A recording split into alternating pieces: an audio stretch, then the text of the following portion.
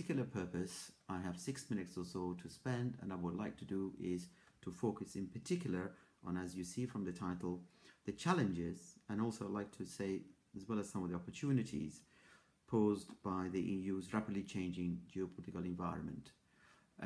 The changes are rapid, they are extensive, and they are multifaceted, multidimensional. And what I'll do is focus on some of these in three very different ways. The first is for me to try and get my head around the notion, the idea of the nature and also the consequences for the EU of global level transformations which have been taking place over the last 10-15 years, let us say. The phrase to best explain it is that of systemic shift, in which power and resources and influence with it has begun to move from the US Atlantic world slowly but surely eastwards. If you were to put a finger on the center of gravity of global power right now, global economic power, then it will be east of Istanbul, whereas 20 years ago, 30 years ago, it was way back in the Atlantic. There is therefore a curve that is shifting, demonstrates the shifting of economic power eastwards. That is systemic shift. But beyond economic power, it has much bigger geopolitical dimensions as well, to which I want to draw attention. The first is that what systemic shift indicates is the ultimate demise of bipolarity and also the emergence of a multipolar world. This is important because it indicates the rise of new players at both the global and the regional levels. That actually global players, no matter who they are, can no longer take charge of the rise of regional actors. Thirdly, the erosion of the Washington consensus model of development is also in evidence, where countries are much less inclined to look at the kind of economic reform packages that the Washington consensus had put forward and to which the World Bank, the IMF, but I would say also European Union had subscribed. That is to say, privatization, liberalization of economic activity, and with them, of course, this assumption that there will be some political reform as well. This model is no longer currency, I would say. Fourthly, the potential challenges arising to the post-1945 Bretton Woods system should also be underlined. While no power in the world is openly challenging the Bretton Woods system put in place by the US and its European allies after the Second World War, you could argue that these are certainly being slowly but surely adapted to the needs and interests of new powers. If nothing else, at the very least, you could argue that these powers are rising up to influence the operation of these Bretton Woods institutions. That is important. Fifthly, with shifting global economic power, we're also beginning to see shifting global influence. The new players with their economic muscle are able to adapt regional players' behaviors to their own interests. Which of course then brings me to a brief discussion of the major players that the EU is having to deal with on a regular basis: the United States, Russia, and China. The US, firstly, remains the only superpower, in my view, unrivaled for sure, for its economic, military, and diplomatic power in the world. It is able to project power and influence right across the planet in ways that no other major power can. But in regional settings, such as East Asia, South America, and also increasingly in West Asia and Eastern Mediterranean, it doesn't seem to have everything its own way. And it seems to be unable to instrumentalize this power to shape regions and behavior of regional actors to its own desires. Russia, next, remains ambitious and also relatively resourceful, and is able to take advantage of Americans' prevarication or indecisiveness to intervene in regions in its own national interest, which is exactly what we've seen in relation to this Mediterranean since the 2010s. Then we have China, whose significance is far greater than any other major power in the world today. It has growing economic power, and this power is sustained. It is building up large resources of soft power, enormous financial resources as well, and it also has the ambition as well as a vision to fully influence global forces.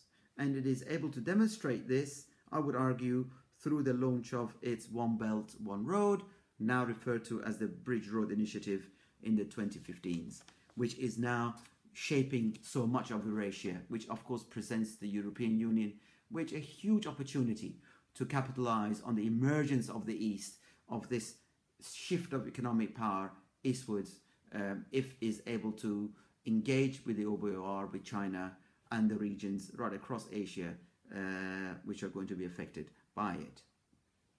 So that's the first set of variables, looking at systemic shift. The second is the impact and influence of active, let's not call them emerging, active regional powers on the EU's southern, that is to say, non-European neighborhood. We have non-Mediterranean MENA states riding high and also taking their own sub-regional disputes, distractions and tensions into the Eastern Mediterranean. So countries like Iran, like Saudi Arabia, other Gulf Cooperation Council countries are now directly engaged in the Eastern Mediterranean, and certainly Saudi Arabia and Qatar are heavily engaged in the post-Arab Spring countries like across the southern Mediterranean. Qatar in Tunisia, Saudi Arabia in Egypt, and both of them heavily involved in Syria, have an interest in Palestine, in Gaza in particular, and of course watching nervously developments in Libya as well.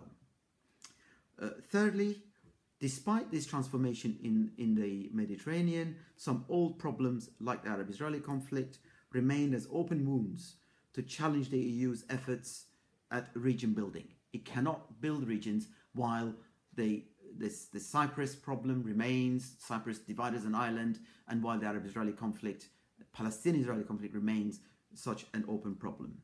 But to cap all of this, of course, is the prospects of state collapse. We've seen it in Libya.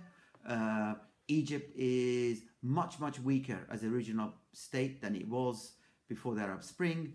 Syria remains in crisis, and countries like Lebanon and Jordan remain vulnerable. And of course, into this quagmire comes Turkey, comes Israel, which are both actively engaged in the East Mediterranean.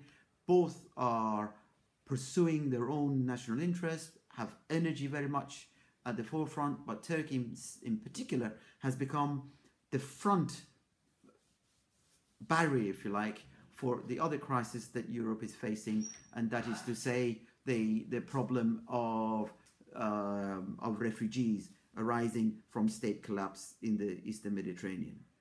So that is the second variable that I wanted to talk about.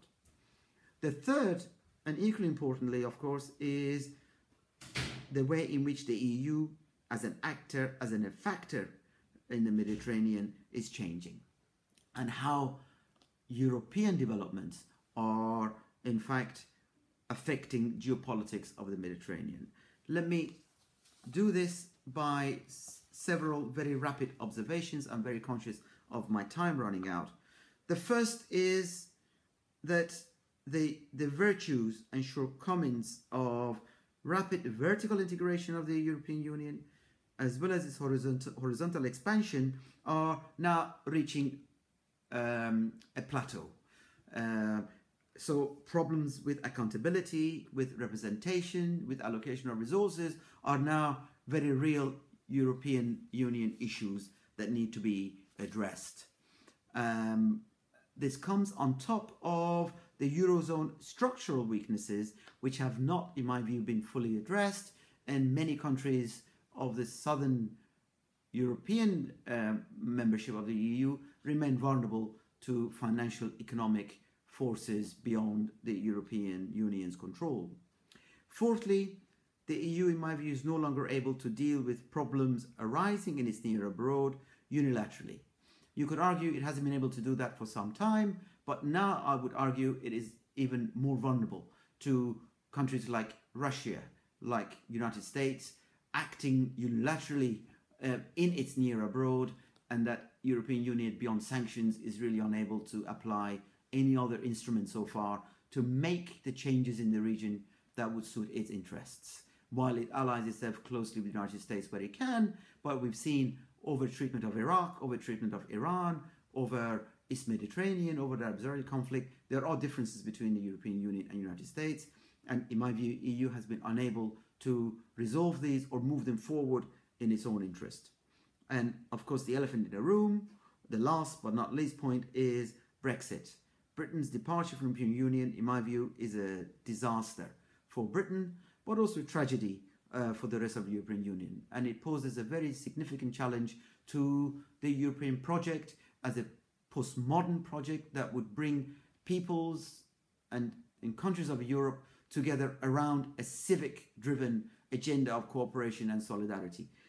Without the European Union and the way in which Britain is leaving the European Union, the EU, I think, is going to be somewhat weakened, and also its ability to operate, let's call it out of area, is also going to be damaged because of Britain's military power, its diplomatic influence as a permanent member of the Security Council rather, and thirdly, because of its close alliance with the United States, and also its ability to project its soft power well beyond Europe.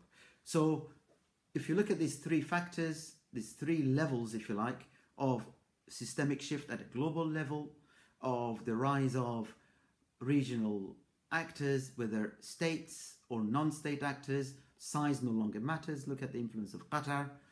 Statehood no longer matters. Look at the important role that IS is now playing, Al-Qaeda is playing, Hezbollah is now playing in Europe's new neighborhood. And thirdly, because of changes within the European Union itself, the EU now faces a complex set of challenges that it cannot address by itself, and that it's, in my view, doesn't have the resources or indeed the mechanisms by which to deal with these issues. These are questions that I'd like to put on the table for further discussion. Thank you very much for listening to me, and again, my apologies for not being